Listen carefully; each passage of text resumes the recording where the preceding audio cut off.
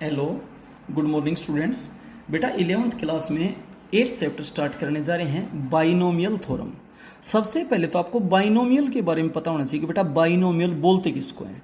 आपने 7th 8th class में पढ़ा होगा मोनोमियल। मोनोमियल जिसमें एक टर्म हो।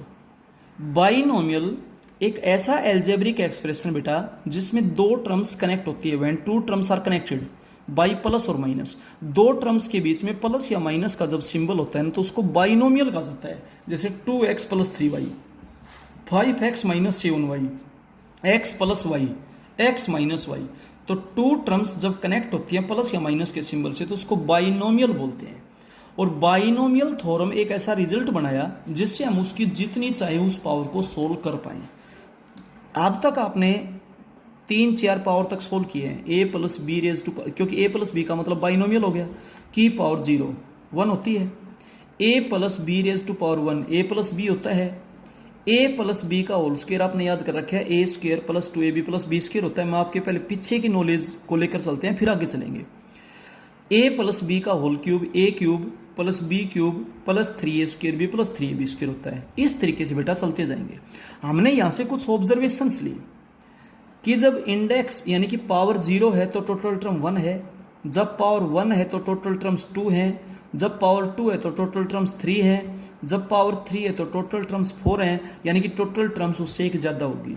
If index is n then total terms is equals to n plus 1। Clear है? हर जगह देखिए बेटा, जब 0 है तो a और b दोनों की पावर 0 होगी, लिखने की जरूरत नहीं। जब पावर 1 है तो हर टर्म में पावर 1 होगी, जब पावर 2 है तो हर टर्म में पावर 2 होगी। 2 2 ए और बी का प्रोडक्ट है, प्रोडक्ट मीन्स पावर का सम ही होता है, तो 1 और 1 2 पावर हो जाएगी। जब पावर 3 है तो 3, ए की 2 पावर बी की 1 पावर 3 हो जाएगी, ए की 1 पावर बी की 2 पावर 3 हो जाएगी, यहाँ भी 3। सम ऑफ इंडिसेस यानी कि powers is an if index is an. अगर पावर एन है तो हर जगह पावर्स का जोड़ भी क्या मिलेगा? एन मिलेगा। ठीक है। अब एक चीज़ और ऑब्जर्व की कि ए की तो एक पावर डिक्रीज होती जा रही है, ए की पावर 1 फिर ए की पावर 0। ए स्क्वायर था तो ए स्क्वायर, ए की पावर 1 ए की पावर 0, क्यूब है ए की पावर 3 ए स्क्वायर ए की पावर 1 ए की पावर 0। और बी की एक एक बढ़ती जाएगी, यहाँ बी की पावर 0 बी की पावर 1 बी की पावर 2 बी की पावर 3। तो हर जगह ए की तो एक एक पावर कम होती जाएगी और बी की एक एक पावर बढ़ती जाएगी। शुरुआत में बी की पावर 0 होती है, लास्ट में ए की पावर 0 होती है। हर जगह ऐसा ही है, तो इस चीज़ को भी फॉलो कर लिया। अब आपसे कोई 10 पावर पूछे तो हम तो सोल्व नहीं कर पाएंगे, तो ये तो हमें समझ में आ गया भाई 10 है तो a रेज टू पावर 10 9 8 7 6 5 4 3 2 1।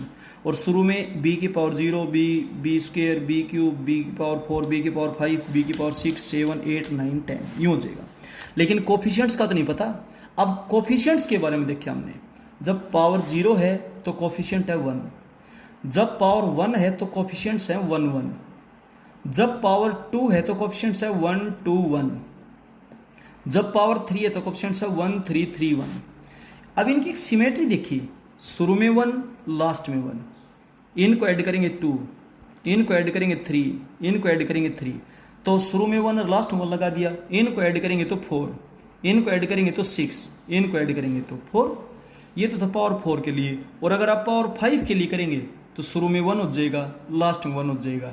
इनको आप ऐड कर दें, इनको आप ऐड करेंगे तो क्या हो जाएगा 5, इनको आप ऐड करेंगे तो क्या हो जाएगा 10, इनको आप ऐड करेंगे तो क्या हो जाएगा 10, और इनको आप ऐड करेंगे तो क्या हो जाएगा 5, एंड सो ऑन। इस तरीके से बेटा ये काम चलता जाएगा। लेकिन हम हर स्टेप पे पीछे वाले स्टेप पे डिपेंड रहे, स्टेप पे डिपेंड रहे ना पीछे वाले पे, तो भाई यूँ तो हम डिपेंडेंट रह गए। तो बेटा इंडिपेंडेंट बनने के लिए हमने इनको कम्बिनेशन के फॉर्मूले जोड़ दिया। जब पावर 0 है तो 1 को लिखा 0 C 0, जब पावर 1 है तो इसको लिखा 1 C 0, इसको लिखा 1 C 1, जब पावर 2 है तो इसको लिखा 2 C 0, इसको 2 C 1, इसको 2 C 2, जब पावर 3 है तो इसको लिखा 3 C 0 3 C 1 3 C 2 3 C 3। आप सोल्व कर लेना, यही रिजल्ट आएगा। जब पावर 4 है 4 C 0 4 C 1 4 C 2 4 C 3 4 C 4, and so on. Clear हो गया? इस तरीके से बेटा चलता जाएगा। क्लियर है? अब हमें कोफिशिएंट्स का पता चल गया और वेरिएबल्स का पता चल गया। तो अब बाइनोमियल थ्योरम हमने बनाई a plus B raise to power n power है nc0 nc1 nc2 nc3 चलते चलते लास्ट में ncn, ये तो होंगे कोफिशिएंट्स। a की पावर n, a की पावर एक डिक्रीज करो, a की power n minus one, a raise to power n minus two, a raise to power n minus three और लास्ट में a की पावर जीरो हो जाएगी, लिखने की कोई जरूरत नहीं। b की पावर शुरू में जीरो, फिर b raise to power one, b raise to power two, b raise to power three and so on और लास्ट में b raise to power n हो जाएगा। इस तरीके से हम किसी को भी एक्सपेंड कर सकते हैं, चाहे कितनी भी पावर हो, बट एक नेचुरल नंबर हो, होल नंबर हो, 0 1 2 3 एंड सो ऑन। अब कुछ रिजल्ट्स हैं जिनका यूज होगा, ये रिजल्ट्स बेटा आप मेमोराइज करें, याद करें। In a plus B raise to power n total number of terms n plus one, एक तो ये रिजल्ट आपको याद रहे। दूसरा सम ऑफ इंडिसेस यानी कि powers in a plus B raise to power n is n in each term, in each term. इसके बाद a plus B raise to power n plus a minus B raise to power n, दोनों को आप अलग अलग expand करेंगे तो कुछ टर्म्स तो कैंसिल हो जाएंगी इसकी वजह से, और फिर कुछ टर्म बचेंगे उनको हम सोल्व कर देंगे। तो डायरेक्टली आपको पता होना चाहिए कि इसमें टोटल टर्म्स कितनी होंगी। अब यहाँ पर दो केस होते हैं, एक बार तो n इवन, एक बार n ओड। जब n ओड होता है तो n plus one by to terms होंगी, और जब n इवन है तो n by two plus one terms होंगी। इसके बाद अगला रिजल्ट सेम है, बस प्लस की जगह माइनस होगी। माइनस है तो ओड के लिए तो वही है, जब n ओड होगा तो total terms n plus one by to थी यहाँ, फिर n plus one by to यहाँ होंगी। बट इवन के लिए यहाँ पर n by two plus one थी, यहाँ पर n बाई टू टर्म्स होंगी अगर बीच में माइनस है तो। ये बेटा रिजल्ट्स याद करें। अच्छा, फिर आपसे ये पूछ लिया जाए कि a minus B raise to power n क्या होगा, तो आप इसके लिए कंफ्यूज ना हो। बीच में अगर आपको प्लस का फॉर्मूला याद है तो a ही है, माइनस बी को प्लस में माइनस बी लिख लें, a की वैल्यू a और b की जगह माइनस बी लिख देंगे और इसकी पावर n। अब आप इसको एक्सपेंड कर दें, जहाँ पर a है वहाँ पर तो a रखें, जहाँ पर b है वहाँ पर बस माइनस बी रख दें और बिल्कुल उसी फॉर्मूले से हम इसको एक्सपेंड कर देंगे। ये था बेटा रूल्स रिजल्ट्स। अब आप 8.1 की एक्सरसाइज सोल्व करते हैं।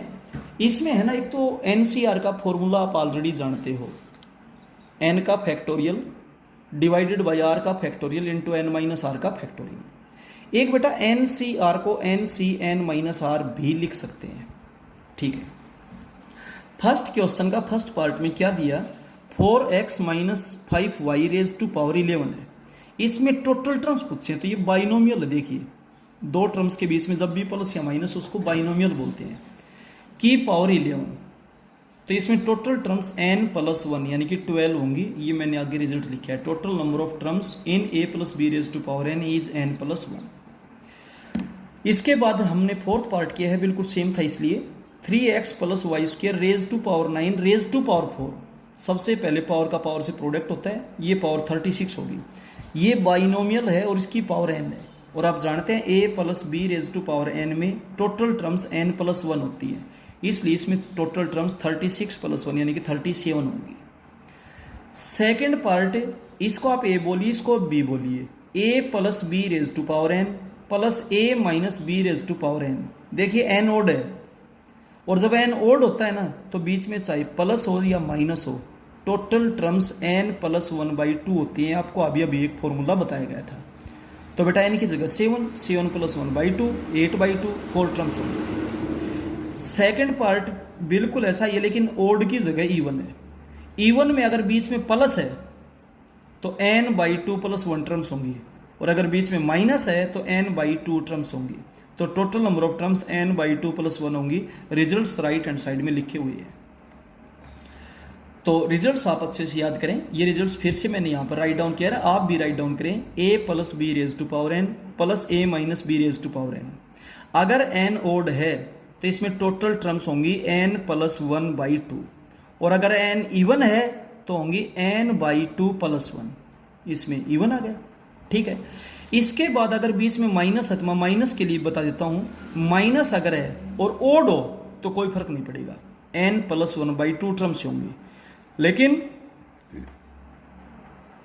माइनस वाले ओड के लिए इवन के लिए चलते हैं। इवन में जब प्लस होता है तो n by two plus one, और ऑड होती हैं तो केवल, या अगर माइनस है, इवन है लेकिन बीच में माइनस है, तो n/2 टर्म्स होंगी। तो ये 4 रिजल्ट्स हैं, मैंने आपको बताया, आप उनको अच्छे से याद कीजिएगा। इसके बाद चलते हैं बेटा सेकंड क्वेश्चन के फर्स्ट पार्ट में। सेकंड क्वेश्चन के फर्स्ट पार्ट में क्या देखिए, x + y⁵ a + b⁵n। Question का फेस बिल्कुल उस फॉर्मूले से मैच होना चाहिए। आप सबसे पहले ये फॉर्मूला जानते हैं, a + b⁵n = nc0 a⁵n + nc1 a⁻n-b। बेटा ये फॉर्मूला अच्छे से याद करें, बाइनोमियल थ्योरम का मैं आपको पहले बता चुका हूँ, लिख चुका हूँ। n पावर है nc0 nc1 nc2, लेकिन आप कंटिन्यू याद कर लेना, nc0 a⁻n + nc1 a⁻n - a की पावर एक डिक्रीज होती जाएगी और b की एक पावर इंक्रीज होती जाएगी, प्लस nc2 a⁻n - 2 b², और लास्ट में हो जाएगा ncn b⁻n। अपने क्वेश्चन में a की वैल्यू x है, b की वैल्यू y है और n की वैल्यू 5 है, तो टोटल 6 टर्म्स होंगी। फर्स्ट टर्म देखिए पावर 5 है, 5c0 5c1 5c2 5c3 5c4 5c5। x की पावर डिक्रीज होती जाएगी, x⁻5 क्योंकि पावर 5 है, x⁻4 x⁻3 x², x⁻1, x की पावर 0 लिखने की कोई ज़रूरत नहीं है। y की पावर इंक्रीज होती जाएगी, y⁻0 y⁻1 y², y³ y⁻4 y⁻5। Clear हो गया। अब बेटा आप एनसीआर का फॉर्मूला अच्छे से जानते हैं, वो अप्लाई करें और कैलकुलेशन कर लें। बस केवल एनसीआर का फॉर्मूला आपको मालूम होना चाहिए, n का फैक्टोरियल अपॉन r का फैक्टोरियल इंटू n - r का फैक्टोरियल। क्लियर है। और एक NCR = NCn - r होता है, ये रिजल्ट भी यूज किया गया है। जैसे 5c4 को आप 5c1 भी कह सकते हैं, क्योंकि 5 में 4 सब्ट्रैक्ट करेंगे 1, इस तरीके से। ठीक है। और कुछ रिजल्ट्स बेटा हम आपको पहले बता चुके थे, एक बार फिर से बता देते हैं। NC0 और बेटा NCn, इनकी वैल्यू 1 होती है।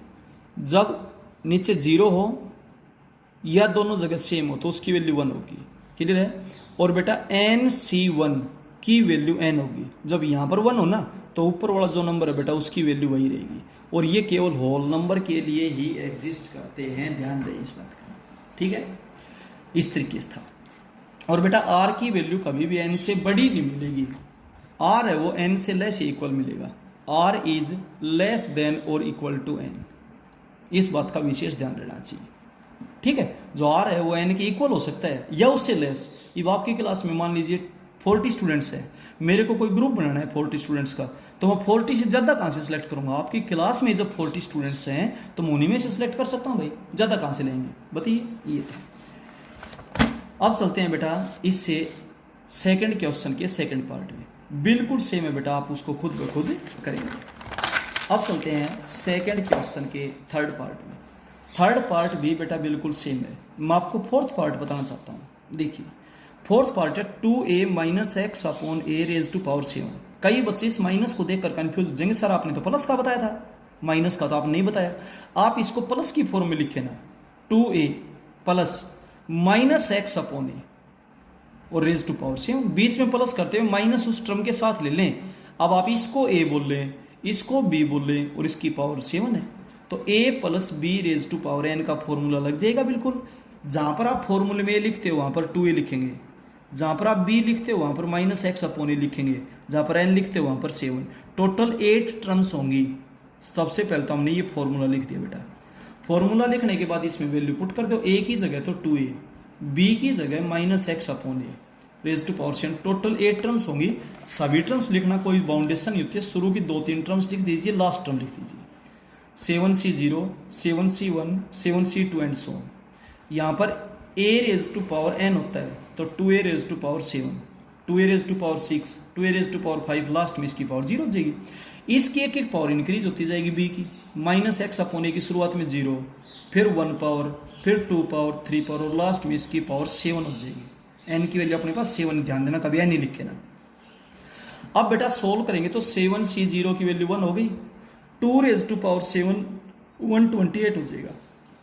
और क्योंकि 7 पावर 2 की भी है, की भी है भाई, प्लस 7c1 7 हो जाएगा, 2 रेज टू पावर 6 होगा 64 into a raise to power 6 minus x upon a as it is, plus 7c2 को जब आप सोल्व करेंगे तो 21 आएगा, 2 रेज टू पावर 5 होगा 32 ए रेज टू पावर 5, माइनस का स्क्वायर करेंगे प्लस हो जाएगा एक्स स्क्वायर अपॉन ए स्क्वायर, अगले में फिर नेगेटिव हो जाएगी, तो एक टर्म पॉजिटिव नेगेटिव यूं चलती रहेगी आपके पास। क्लियर है? अब देखें first term as it is, second term की कैलकुलेशन करेंगे ये हो जाएगा, थर्ड टर्म की कैलकुलेशन करेंगे ये हो जाएगा बेटा, फर्स्ट टर्म पॉजिटिव है, सेकंड टर्म आपके पास नेगेटिव हो जाएगी, थर्ड टर्म फिर पॉजिटिव, फोर्थ फिर नेगेटिव होगी, इस तरीके से चलता जाएगा, लास्ट टर्म फिर से नेगेटिव रहेगी। फिफ्थ पार्ट बेटा बिल्कुल सेम एज इट इज है जैसे फोर्थ पार्ट किया गया है, बीच में माइनस है तो बीच में आप प्लस करते हुए माइनस को उस टर्म के साथ ले लें ताकि आप a प्लस बी की पावर n को ही अप्लाई कर सकें। अलग से फॉर्मूला याद करने रखने की जरूरत नहीं है, एक फॉर्मूला आपको याद करवा दिया बेटा, उसी के अकॉर्डिंग चले। सिक्स्थ पार्ट भी है, बीच में माइनस थी, उस माइनस तो सेकंड टर्म के साथ ले, लेकिन इस माइनस को यहाँ अंदर मत ले लेना क्योंकि पावर 1/2 है और 1/2 पावर का मतलब होता है बेटा रूट, और रूट के अंदर नेगेटिव होते ही वो इमेजनरी बन जाएगा। आपने 5th चैप्टर किया था कॉम्प्लेक्स नंबर का, तो ये माइनस इस टर्म के साथ लें बट ये माइनस इसके अंदर ना ले लें, रूट के अंदर, क्योंकि 1/2 का मतलब रूट के अंदर नेगेटिव होने का मतलब इमेजनरी होता है, और इसको आप एक्सपेंड कर देंगे। इससे नेक्स्ट पार्ट भी पावर 1/2 की जगह 1/3 है, बट बीच में जो माइनस उसको आप यहाँ लेकर के चलेंगे बेटा सेकेंड टर्म के साथ। तो ये फर्स्ट टर्म, ये सेकेंड टर्म, बीच में प्लस और रेज टू पावर क्या है 6। यहाँ पर a plus B raise to power n का फॉर्मूला आप अप्लाई करेंगे और इसको सोल्व कर देंगे। तो इस तरीके से इस एक्सरसाइज का सेकंड क्वेश्चन आपका कंप्लीट होता है। आगे के क्वेश्चन हम आपको नेक्स्ट वीडियो में करवाएंगे। बेटा रिजल्ट्स को अच्छे से याद करें, पढ़ें, समझें, और क्वेश्चंस को रटे नहीं, समझें। और बाइनोमियल, सबसे पहले तो बाइनोमियल क्या होती है, when two terms are connected with the sign of plus और माइनस। और बेटा फिर आपको बाइनोमियल रिजल्ट किस तरीके से बना, उसके लिए आपको जो फॉर्मूले ऑलरेडी याद हैं उनका हमने यूज़ किया, उनको हमने ऑब्जर्व किया, और उनको ऑब्जर्व करते हुए बाइनोमियल थ्योरम का जो रिजल्ट है वो आपको बताया गया। a plus B raise to power n होता है nc0 a raise to power n plus nc1 a raise to power n minus into b plus nc2 a raise to power n minus into b square and so on, और last बेटा ncn b raise to power n। आप इस फॉर्मूले को बिल्कुल अच्छे से याद करें, ये फॉर्मूला याद होना चाहिए। और एक a plus B raise to power n में टोटल टर्म्स n+1 होंगी। फिर बीच में दो रिजल्ट्स और बताइए, a plus B raise to power n plus a minus B raise to power n में टोटल टर्म्स n के ऊपर डिपेंड करती है, ओड और इवन। अगर ओड है तो बीच में चाहे प्लस हो या माइनस हो n प्लस 1/2 होंगी, और इवन के लिए अगर बीच में प्लस है तो n/2 प्लस 1 टर्म्स होंगी, और अगर बीच में माइनस है तो n/2 टर्म्स होंगी। तो बेटा ये रिजल्ट अच्छे से याद करें, इसके बाद आपको किसी टाइप की कोई प्रॉब्लम नहीं आएगी। ठीक बेटा, ओके, थैंक यू।